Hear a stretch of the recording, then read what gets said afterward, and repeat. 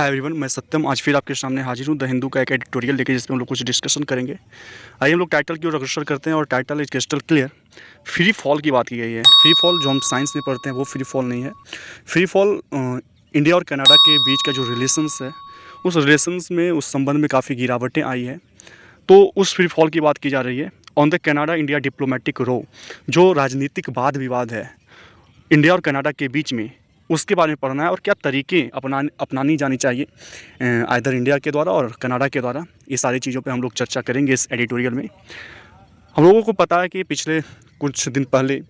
क्या घटना हुआ है कि एक इंडियन ओरिजिन कनाडियन का हत्या किया गया है और भारत पर ये इल्ज़ाम लगाया जा रहा है कि कहीं ना कहीं इंडिया का हाथ है, कहीं ना कहीं दखलंदाजी की जा रही है इंडिया के द्वारा।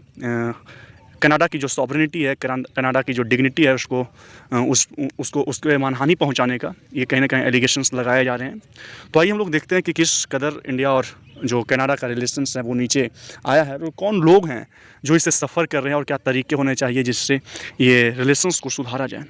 बताया जा रहा है कि India must cooperate on the Nijjar case if Canada provides evidence, कि इंडिया को क्या करना चाहिए, अवश्य मतलब आमतौर पे कोऑपरेट करनी चाहिए अगर निज्जर के केस में कनाडा कोई भी एविडेंस, कोई भी सबूत प्रस्तुत करता है कि हाँ इंडिया का कहीं ना कहीं हाथ है, इंडिया कहीं ना कहीं इंगेज्ड है, इन्वॉल्व है इस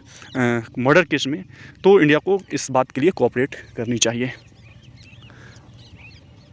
बता रहा है कि India and Canada took their diplomatic row over the killing of Canadian Khalistan activist Hardeep Singh Nijjar into the ring at the UN General Assembly this week. अब क्या हुआ है कि मामला आगे बढ़ते बढ़ते कि इंडिया और जो कनाडा का जो डिप्लोमेटिक रो है, यानी कि जो राजनीतिक वाद विवाद है, और ये वाद विवाद किसके ऊपर है, तो over the killing of Canadian Khalistani activist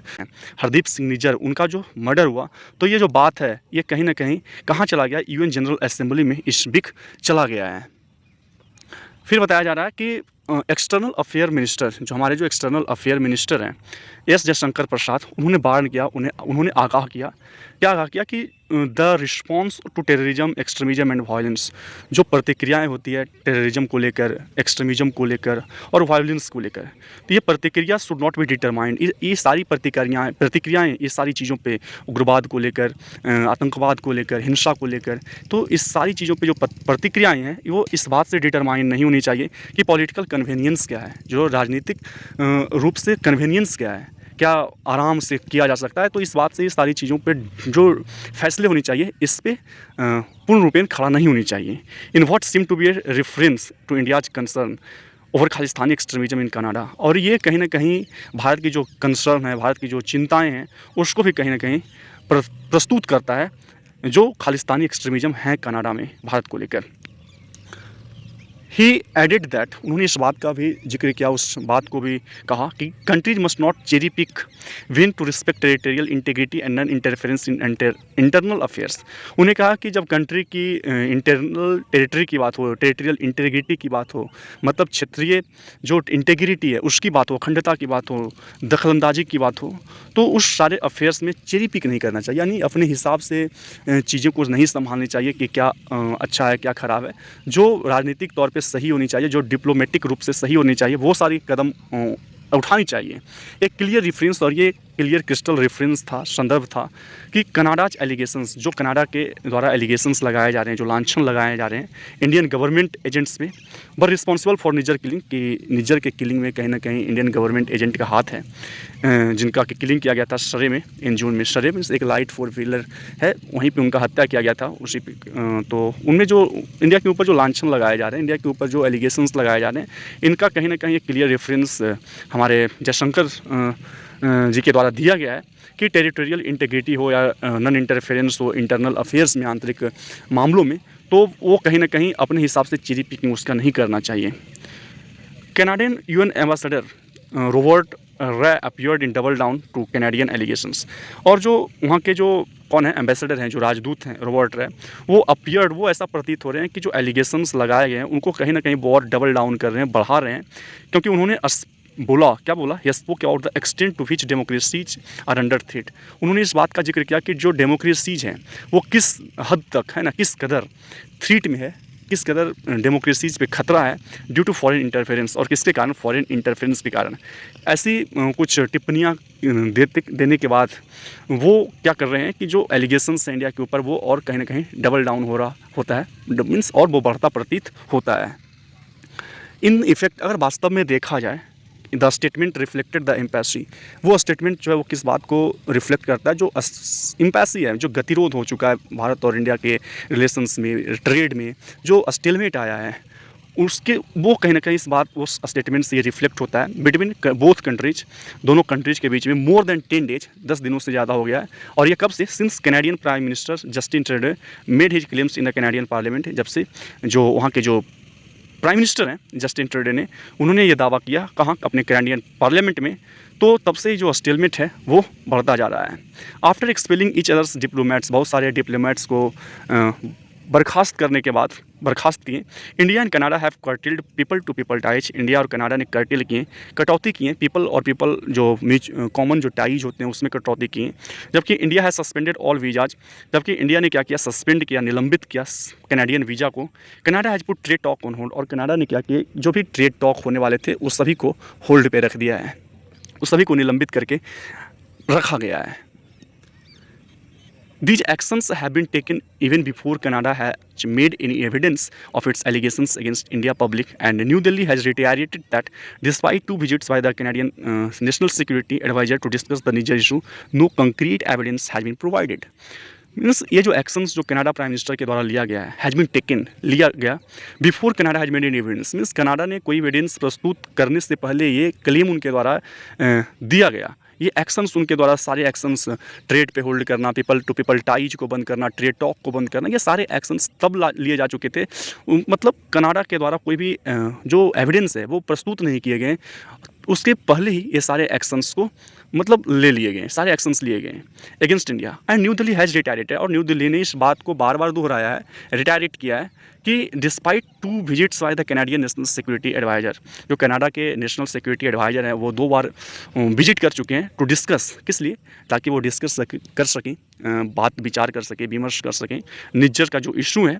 no concrete evidence has been provided, उसके बावजूद भी कोई भी कंक्रीट एविडेंस, कोई भी सीमेंटेड एविडेंस नहीं प्रस्तुत किया गया है। Nor has Canada completed its own investigation, Canada ने इस बात का भी जिक्र किया था पहले कि अगर हम इन्वेस्टिगेशन करते हैं और कोई भी अगर ऐसा एविडेंस मिलता है कि जिसमें ये पता चले कि कहीं ना कहीं इंडिया का हाथ है इन मर्डर में, तो वो कहीं ना कहीं एक अनएक्सेप्टेबल वायलेशंस हो गया कनाडा के सॉवरेनिटी का। लेकिन उनके द्वारा अभी तक कोई भी इन्वेस्टिगेशंस को कंप्लीट नहीं किया गया है और बिगन ए ट्रायल, और ना कोई ट्रायल भी स्टार्ट किया गया है। डिस्पाइट दीज, इसके बावजूद भी there have been calls from Canadian 5 Eyes, जो 5 आइज कंट्री हैं उनके द्वारा क्या हुआ है, there have been calls from Canada के द्वारा 5 आइज के द्वारा कॉल किया गया है, एलिज के द्वारा, कि इंडिया मस्ट कोऑपरेट, इंडिया को बार बार कहा जा रहा है कि वो कोऑपरेट करें, indicating some pressure from Canada. और यह इस बात का कहीं ना कहीं संकेत है कि कनाडा के द्वारा इस बात पे प्रेशर डाला जा रहा है।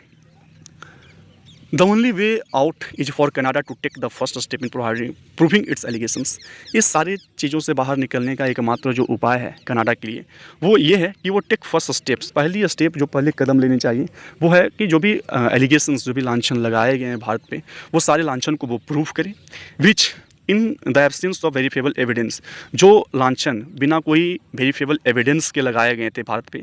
सीम to have been levelled prematurely, कहीं ना कहीं समय से पहले प्रीमैच्योरली उसको लेवल किया गया था इंडिया के against. Mister Jaishankar has made it clear, mister Jaishankar ने इस बात को क्लियर कर दिया कि such judicial interstate killings are not the policy, ये ऐसी जो अंतर्राज्यीय जो किलिंग है, जो हत्याएँ हैं, भारत की ऐसी राजनीति, भारत की ऐसी नीति कभी नहीं रही है। However, it is hard to believe that the leader of one of the most developed countries would make these claims without sufficient cover. लेकिन अगर एक नज़रिए से देखा भी जाए तो यह बिलीव करना बहुत ही मुश्किल है कि एक सबसे डेवलप्ड विकसित देश के जो लीडर होंगे वो क्या करेंगे, मेक दिस क्लेम्स, ऐसी दावा करेंगे ऐसे बिना सफिशिएंट काउज के, बिना सफिशिएंट कारण के। And if evidence is shared, और अगर भविष्य में इन्वेस्टिगेशंस होते हैं और कोई भी शेयर किए जाते हैं एविडेंस को, द नेक्स्ट लॉजिकल स्टेप, जो अगला लॉजिकल जो रीजनेबल जो रेलिवेंट स्टेप्स होगा would be for new Delhi, वो न्यू दिल्ली के लिए होगा, इंडिया के लिए होगा, which has denied the allegations strenuously, जो बहुत ही डिटरमाइंड होकर सारे एलिगेशंस को खारिज किए हैं, डिनाई किए हैं। टू कॉपरेट, क्या करना होगा उनको, फिर कॉपरेट करना पड़ेगा ऑन एनी इन्फॉर्मेशंस नीडेड, कोई भी इन्फॉर्मेशन से जो कनाडा को ज़रूरत होगा इन्वेस्टिगेशन को कंक्लूड करने के लिए, वो कॉपरेट करे सारे चीज़ों में।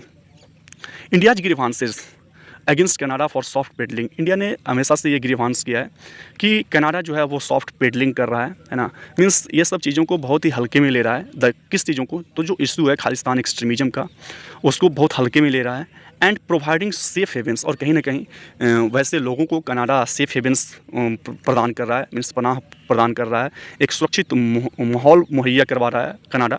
फॉर वांटेड टेररिस्ट, जो भी वांटेड टेररिस्ट हैं उनको, as well as Canadian claims of right violations. और वहीं पे कनाडा के द्वारा क्लेम किया जा रहा है कि राइट्स का वायलेशंस हो रहा है। कहाँ पे, तो सिक्योरिटी फोर्सेज इन पंजाब में, पंजाब के सिक्योरिटी फोर्सेज के द्वारा, जो कैनेडियन हैं, जो खालिस्तानियन हैं, उनके द्वारा कहीं ना कहीं ये किया जा रहा है। And Indian intelligence operations in Canada, है ना, डेट बैक टू 1980। और ये सारी चीज़ें जो है 1980 से शुरू होता है। And these were the cause of their high level engagement being frozen for decades. और यही सब कारण रहा है कि जो भारत और कनाडा के बीच जो इंगेजमेंट है वो क्यों बहुत ज़्यादा आगे नहीं बढ़ा, बहुत ठंडा वो रहा, मतलब वो बात विचार जो होनी चाहिए, जो ट्रेड टॉक होनी चाहिए, वो आगे नहीं बढ़ा। तो these are some reasons behind this. However, never before have trade, travel and terrorism ties been cut down so quickly। अगर देखा जाए तो पहले कभी भी ऐसा नहीं हुआ कि ट्रैवल है, टूरिज्म है, ये सब टाइज जो है वो इतना जल्दी कट डाउन कर लिया गया as in the past week, जैसा कि पास्ट वीक में हुआ। With the students, the business community and the diaspora feeling the bond. जो सबसे ज़्यादा सफ़र कर रहे हैं वो कौन है, जो स्टूडेंट्स हैं, जो बिजनेस कम्युनिटी हैं, वो सबसे ज़्यादा इन सारी चीज़ों से सफ़र कर रहे हैं। It is hoped. तो इस बीच कहीं ना कहीं ऐसा उम्मीद किया जा रहा है कि जो दोनों कंट्रीज हैं, जो इंडिया और कनाडा हैं, move with some urgency to arrest the free fall in ties. जो फ्री फॉल आया है टाइज में, जो संबंधों में गिरावटें आए हैं, उसको सही करें, ताकि जो सबसे ज़्यादा इस सारी चीज़ों से, सारे स्ट्रॉन्ग होल्ड से, है ना, जो सारे एम्बेसी लगाए गए हैं, जो सारी स्टैग्नेशन आई है रिश्तों में, ट्रेड में, तो उसको ख़त्म करके माहौल को जो है वो सही करना चाहिए। So this is the end of this very article and I hope कि आपको समझ में आया होगा। फिर हम लोग कल मिलते हैं, तब तक के लिए धन्यवाद। Have a nice day and bye bye all of you.